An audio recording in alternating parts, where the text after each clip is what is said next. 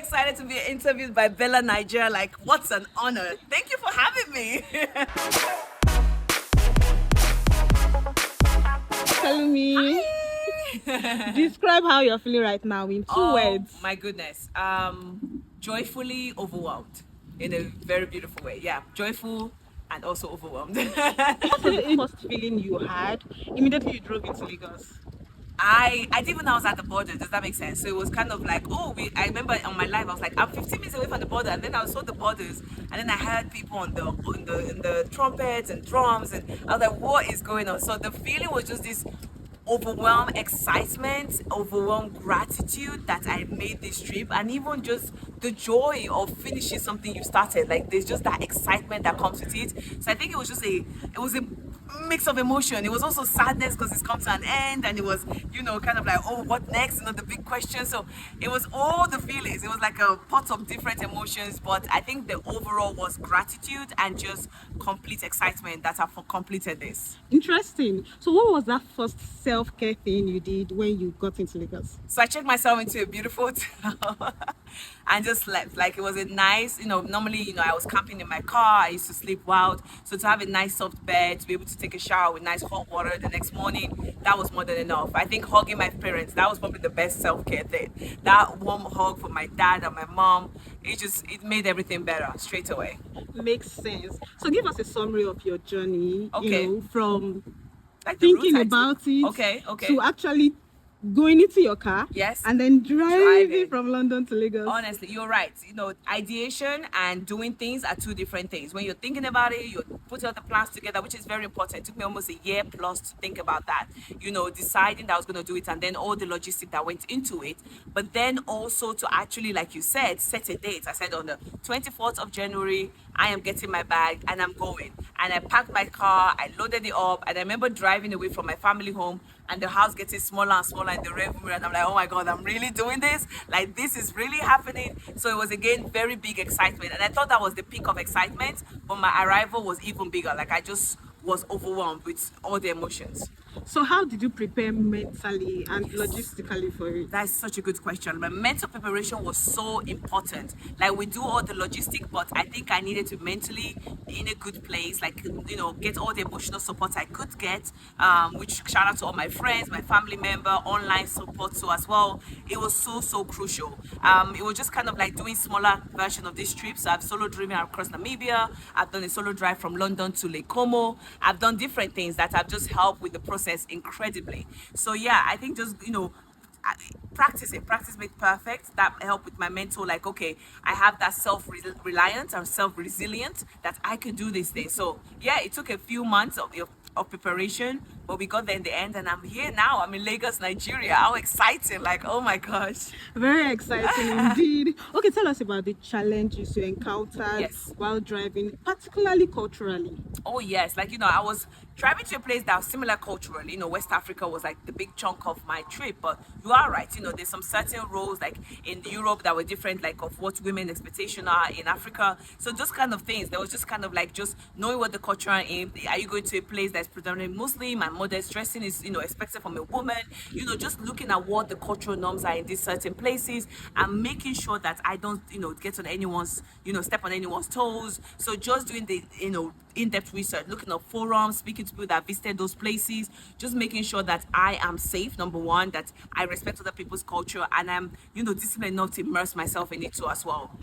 Still on challenges, did you encounter like language barriers? Oh yes, so like I speak English and Yoruba, and I've been trying to practice a bit of French because I know I was going to go to French speaking places. So basic greetings or something like that I could speak. Just making an attempt to actually talk to the local makes a big difference. And when they realize, oh, you don't speak the language, sometimes they switch. Sometimes people speak English, or sometimes we have to use Google Translate, the app, or I just drew stuff or big description when I'm like, I'm lost or something. So yes, there was definitely language barrier, but I always tell people, look, the universal language is a smile. Approach with, kind of like openness and, friendliness, and most time people replicate that back to you.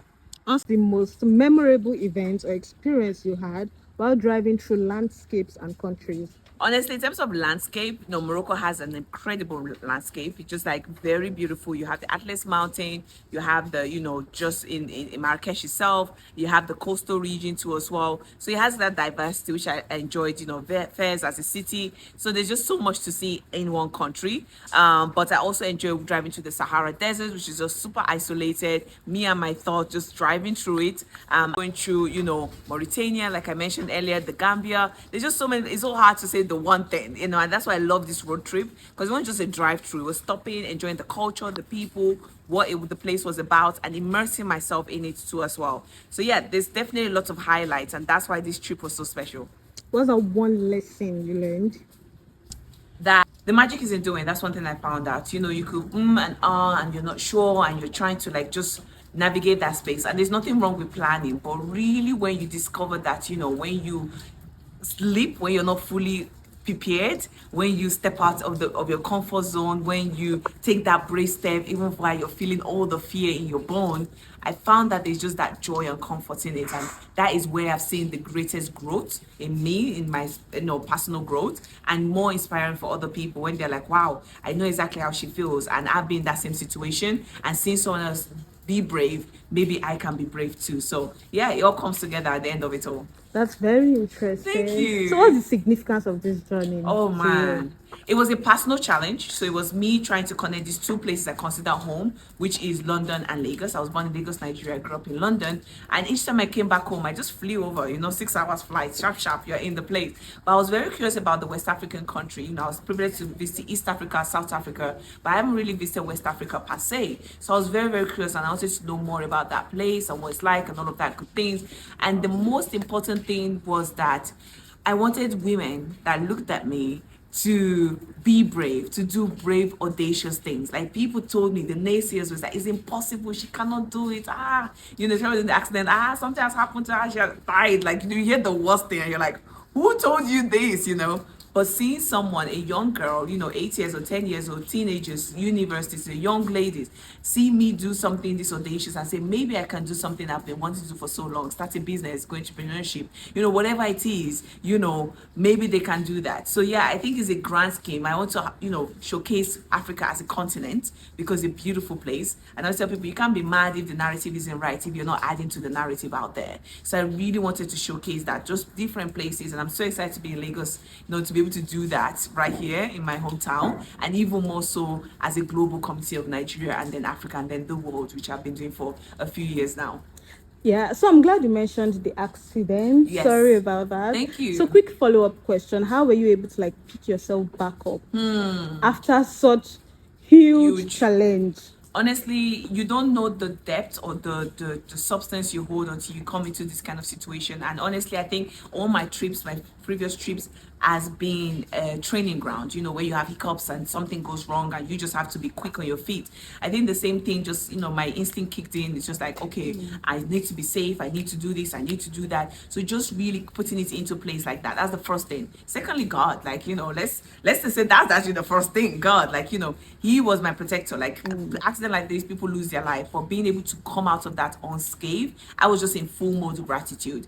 And more important, family, friends, online communities that just cheered me or checked on me, sent help, just because I wasn't close to family. So just having those support system, I keep saying this felt like it was a solo trip, but it didn't feel like a solo trip. Like I had cheerleaders from around the world just cheering me on all the way to the finish line. So I knew how important it is, because a lot of people were banking on this. They wanted to see me win, and it felt like I was going to be disappointed, not just myself, but a whole lot of people, and I just couldn't live with that. So I was just like, you know what, we're gonna fix Lumi, which is my car, and we're gonna finish this, no matter, even if it's to crawl, if I have to push the car across the. I was so determined. I don't know where it came from, but I just knew I had to get to the finish line.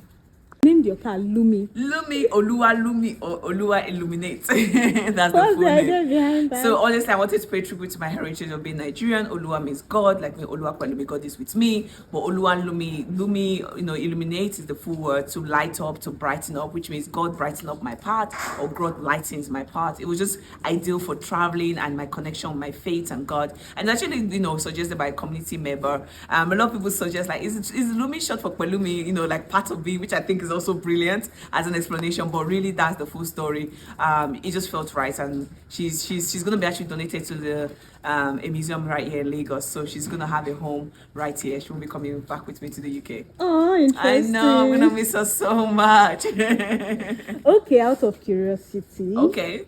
This was a solo trip. This was a solo trip. Nobody was in the car with me. Honestly, I had a checkpoint. The man he told me to come out. It was searching. It was like, where is the other person? I was like, which other person? It's only me. So yeah, this was fully solo. On trips like this, people tend to have like a team of people. They have like, someone that is cooking, someone in charge of logistics, someone that is driving, someone that is, doing all these different things. And I had to wear so many hats. But honestly, that's what made this more thrilling, because just like, wow, you have such great capacity and you really fulfilled me doing such a grand trip. Out of curiosity again, yes. What were you doing in the car? In the car? Your music playlist? Oh, honestly, I had many hours in the car. Some roads were so bad. Like I became those old aunties that's like, turn off the music so I can see the road properly. So, some days were just full silence, like literally just time to meditate on my life, what I want to do in the future, lots of thinking time, lots of observing of, just car watching, just like, taking it all in, the beauty of the place, and also just listen to music, karaoke, just singing my lungs out. I'm also a big podcast fan, so I love listening to podcasts. Shout out to Noah. Trevor Noah, yeah, his new podcast. I just binged on that. So yeah, there was just a lot of like media kind of taking, but most time was actually spent in silence, just being in awe of where exactly I am. I'm like, damn, I'm actually doing this.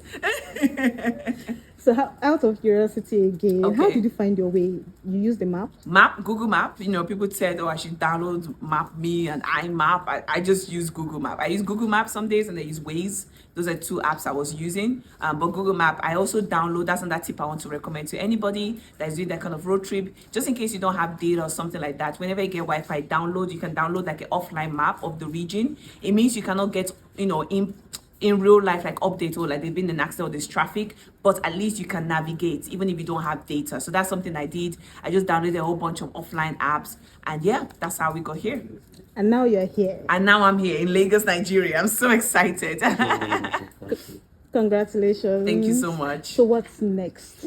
Ooh. And now, you're now the ambassador of tourism. So yes, what's next? I was honored to be granted, or plays the title of Ambassador of Tourism here in Lagos State, Nigeria. And honestly, I just don't want it to be a badge or a title I carry. I actually want to carry out that role whereby I showcase Lagos and as a whole Nigeria to the world, tourism, encouraging people to come. I've done this previously in so many capacities. This would just be, working with content creators in the on ground that showcase the country anyways, visiting these new sites and places, new establishment, new growth, new development happening here in Lagos State, and just continue to promote it for people to get attracted to visit, because this is such a beautiful place. I myself cannot wait to start exploring Lagos State, Nigeria. That's a very interesting conversation. Thank you very much. I really enjoyed this. Thank you so much for having me.